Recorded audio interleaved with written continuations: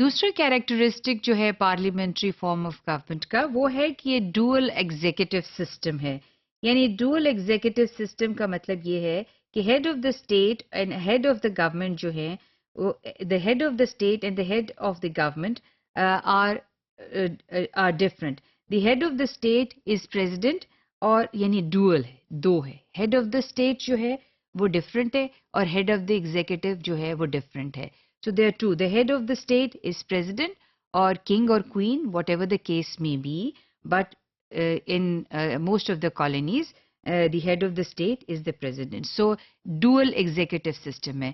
President کے نام پر executive جو ہے وہ function کرتا ہے. President جو ہے وہ appoint کرتا ہے executive کو اور report کرتا ہے executive کو.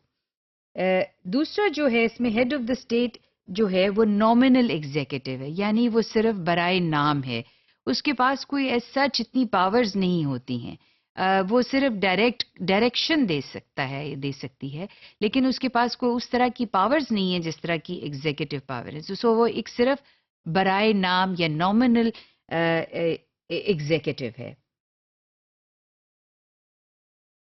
اس پریزیڈنٹ کا جو رول ہے وہ کسٹمری ہے and he does not exercise real power to the govern the country and the head of the government has the real power who exercises all the real power. So صحیح authority جو ہے یا صحیح power جو ہے وہ آپ اس چیز کو انالائز کر سکتے ہیں پاکستان کے کانٹیکسٹ میں بھی کہ پریزیڈنٹ کے پاس کانسٹیٹیوشن جو ہے وہ بلکہ جو 18th امینڈمنٹ کے بعد بہت سی پاورز جو پریزیڈنٹ کی تھیں وہ پریزیڈنٹ کی پاورز ختم کر کے وہ پاورز پرائم منسٹر کو دے دیں، اور جہاں پر پریزیڈنٹ تھا وہاں پہ پرائم منسٹر کو ہیڈ یا چیئر کرنے کی ان انسٹیٹیوشن کو پروویژنز دیے گئے. سو اس طرح سے پریزیڈنٹ سے لے کر اور پاکستان کے ایکسپیرینس میں اگر دیکھیں تو پریزیڈنٹ جو ہے جب ملٹری گورنمنٹ آتی ہے تو پریزیڈنٹ کے پاس امینڈمنٹس ہوتی ہیں کانسٹیٹیوشن میں اور پریزیڈنٹ کے پاس پاور چلی جاتی ہے. لیکن جب پولیٹیکل گورنمنٹ الیکٹڈ گورنمنٹس آتی ہیں تو یہ پاور جو ہوتی ہے یہ پرائم منسٹر کے پاس آ جاتی ہے اور پریزیڈنٹ ایک صرف برائے نام ایک ہیڈ آف سیریمونیل ہیڈ جو ہے وہ رہ جاتا ہے. سو یہ بھی پاکستان کی ہسٹری کا ایک کیریکٹر ہے کہ جب ملٹری گورنمنٹ ہے تو اس کے پاس پریزیڈنٹ کے پاس پاورز ہیں اور الیکٹڈ گورنمنٹ میں پرائم منسٹر کے پاس زیادہ پاور آ جاتی ہیں، اور 18th امینڈمنٹ میں خاص طور پہ بہت سی پاورز پرائم منسٹر کو دی گئیں. اس کا جو تیسرا کیریکٹرسٹک ہے کہ یہ ڈومیننٹ پارٹی سسٹم ہے. The party who wins majority seats in the assembly in the parliament during election they form the government. یہ ایک بڑا اگر اس کو آپ ذرا اور سوچیں اور اس کو اینالائز کریں، مثال کے طور پہ ایک پولیٹیکل پارٹی نے 51% ووٹ لیے یا 51% اس کے پاس سیٹس آئیں، اور جو دوسری لوزنگ پارٹی ہے وہ اس کے پاس 49% ہوئی. تو آپ یہ دیکھیں کہ بیلنس تو بہت تھن ہے، لیکن ایک کے مارجن سے بھی جو پارٹی جیت رہی ہے 1% پوائنٹ کے مارجن سے بھی جو پارٹی جیت رہی ہے اس کو وہ گورنمنٹ فارم کرتی ہے تو وننگ پارٹی ہے. سو اس کا مطلب ہے کہ لارج مائنورٹی اس سسٹم میں ایک لارج مائنورٹی جو ہے وہ اس کا حصہ جو ہے وہ بہت کم ہوتا ہے. لیکن پاکستان کے کانٹیکسٹ میں اور developing countries regional developing countries کے کانٹیکسٹ میں اگر آپ اینالائز کریں اور اسٹڈی کریں تو سوال یہ ہے کہ کافی عرصے سے یہ جو حکومتیں بن رہی ہیں یہ کولیشن گورنمنٹ ہوتی ہیں، یعنی کسی پارٹی کے پاس لارج میجورٹی نہیں آتی اور پھر حکومت بنانے کے لیے جس کے پاس زیادہ میجورٹی ہوتی ہے نسبتاً وہ باقی پارٹیز کو اپنے ساتھ ملاتی ہے جس کی اس کے بعد سیٹیں ہوتی ہیں اور حکومت بنانے کی کوشش کرتی ہے، حکومت بناتی ہے. اس کے علاوہ جو ہے voters elect the members of the legislature. یہ بات واضح ہے کہ ووٹرز لیجسلیچرز کو الیکٹ کرتے ہیں. The leader of the winning party chooses its own cabinet. یہ بھی ایک کیریکٹرسٹک ہے. وننگ پارٹی کا جو لیڈر ہے وہ اپنے کیبنٹ منسٹرز کو کرتا ہے، اور کولیشن پارٹیز کے بھی جو لیجسلیٹرز ہوتے ہیں ان کو اپنے ساتھ رکھنے کے لیے تاکہ وہ ان کی کولیشن کا حصہ رہیں، وہ ان کو چند ایک منسٹریز جو ہیں وہ دے دیتے ہیں، اور امپورٹنٹ منسٹریز جو ہوتی ہیں وہ جس کے پاس زیادہ سیٹس ہوتی ہیں وہ پولیٹیکل پارٹی اپنے پاس رکھتی ہے، اور اس چیز کا آپ تجزیہ بھی کر سکتے ہیں، انالیسس بھی کر سکتے ہیں پاکستان کی کانٹیکسٹ اور ہسٹری میں۔ چیف ایگزیکٹو جو ہے وہ ڈائریکٹلی الیکٹ نہیں ہوتا، prime minister is indirectly elected by the legislature, لوگ جو ہیں عوام ووٹ دیتے ہیں لیجسلیٹر کو، not to the prime minister, وہ اور چیف جو ایگزیکٹو ہے وہ الیکٹ ہوتا ہے by the other legislator in the assembly. یہ تمام پارلیمنٹری فارم آف گورنمنٹ کا کیریکٹرسٹک ہے۔ It is not only for Pakistan but it is for other countries who have the parliamentary form of government.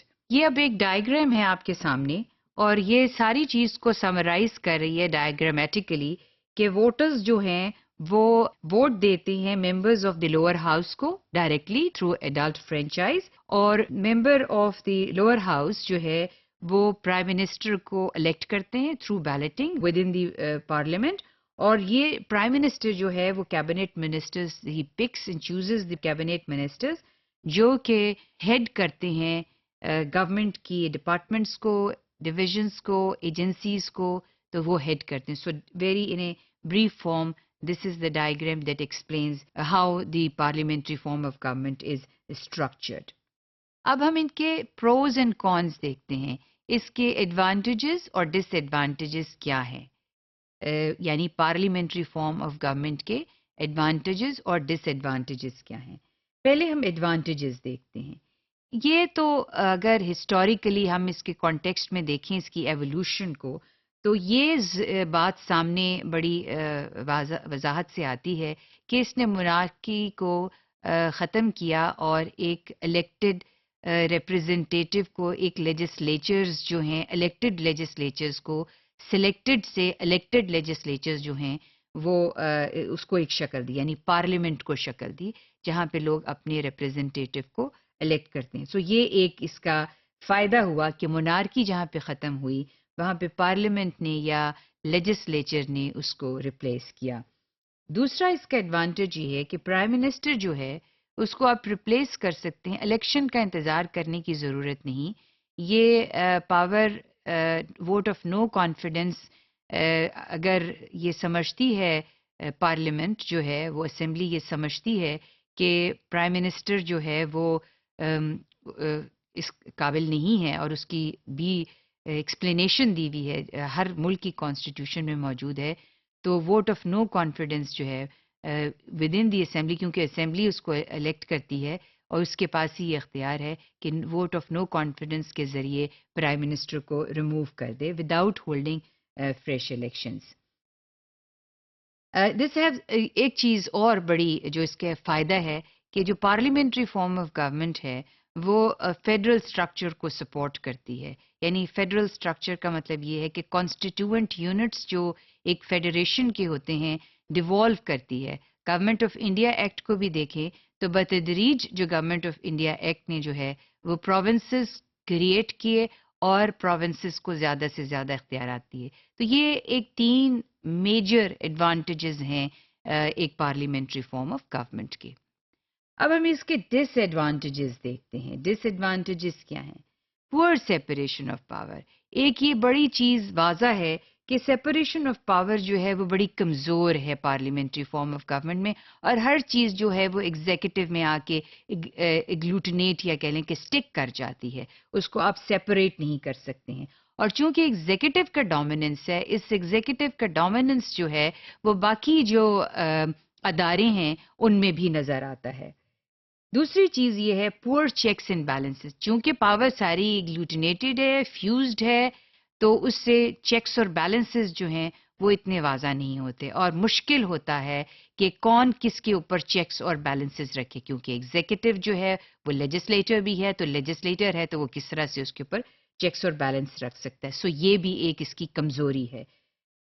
تیسری جو ہے اس کے دس کوڈ بیکم آٹوکریٹک، یعنی یہ اس میں ٹینڈنسی ہے کہ اگر ایک پولیٹیکل پارٹی کے پاس بہت زیادہ ووٹ آ جاتے ہیں اور اس کی اس کے اوپر کہ اس کے پاس ایک لارج میجورٹی آ جاتی ہے، تو اس میں بہت سی، کیونکہ پھر اس کو 2/3 میجورٹی کی ضرورت نہیں رہتی اور اس کے پاس اتنی سیٹس ہیں، اگر اس نے کوئی بھی ایسا قانون پاس کرنا ہے جو نیشنل انٹرسٹ میں نہیں ہے یا لوگوں کے انٹرسٹ میں نہیں ہے، تو وہ یہ قانون پاس کر سکتے ہیں، اور آٹوکریٹک ہونے کی اور ڈسپوٹک ہونے کی پارلیمنٹری فارم آف گورنمنٹ میں بہت ٹینڈنسی ہے۔